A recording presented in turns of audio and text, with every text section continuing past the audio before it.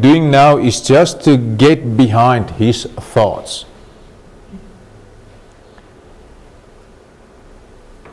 But the fruit of the Spirit, you can see all those things belong together. And I call it, I've marked it D with the apostrophe, because it's the opposite of the acts of the sinful nature. And now you have the fruit of the Spirit. So it relates, but in the opposite. Fruit of the Spirit.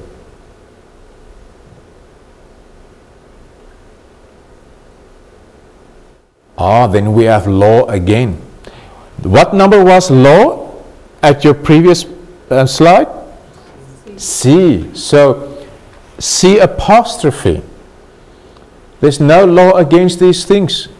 The first C was, we're not under the punishment of the law. And this one, there's no law against these things. Love, joy, peace, patience, kindness, goodness. So it relates to the other C. Does that make sense to you? Okay. Those who belong to Christ Jesus, verse 24, have crucified the sinful nature with its passions and desires. We are back to B, but now in a positive way. Remember, the first B was the acts of our sinful nature. And now it's also the sinful nature, but now the victory over the sinful nature. So I call it B apostrophe, just to show it relates, but it's different. And what do you think will 25 and 26 be? 6 will be. What do you think? Will it be a Z? A prime. Okay, you're right. Yes, it's A prime. Live by the Spirit.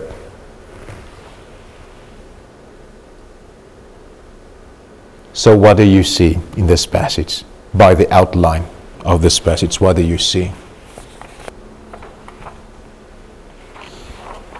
Now we see the meaning structure. This is the meaning structure, how Paul arranged his thoughts. But what do you see here?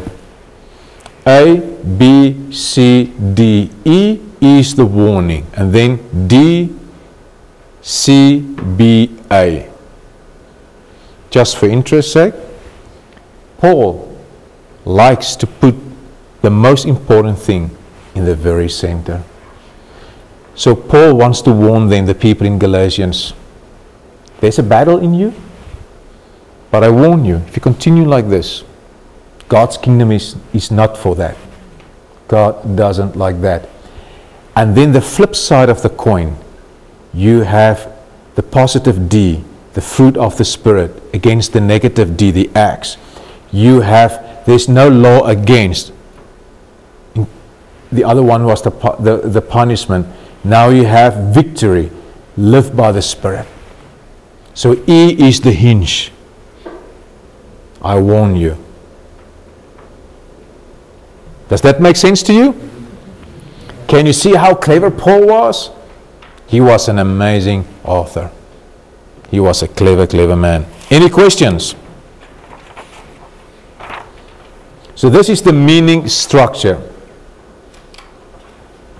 What do you think is the message to the original receiver? Think of E.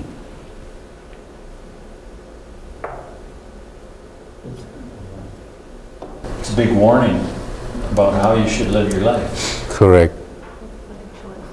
It's a choice. And we can elaborate on that, but the key thing is it's a strong warning. God's grace is not cheap. Your life needs to show some fruit.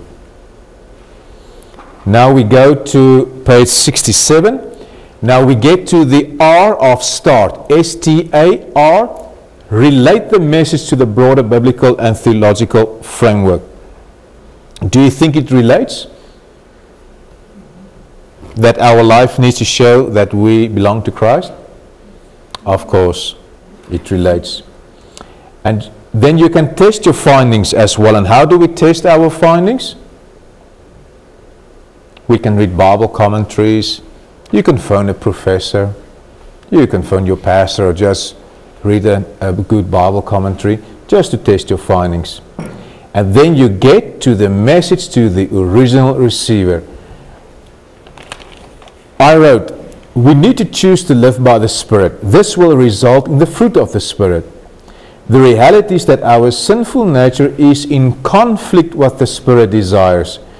We just need to keep on allowing the Spirit to guide us. Such a lifestyle makes us free from the punishment of the law. We cannot take this lightly because the kingdom belongs to people living by the Spirit. But there are many ways you can put it, as long as the strong warning comes out. So this is your first process to get to the message to the original receiver. Does that sound okay for you? Okay, let's go to page 68. So we've done step number 1. What is step number 2 in the Bible GPS method? It's a step of application. And why is that important? We need to determine whether it's something as an incidental or an essential. Incidental means we don't apply it. Essential means we do apply it. So what do you think? Do you think this is an essential or is this an incidental?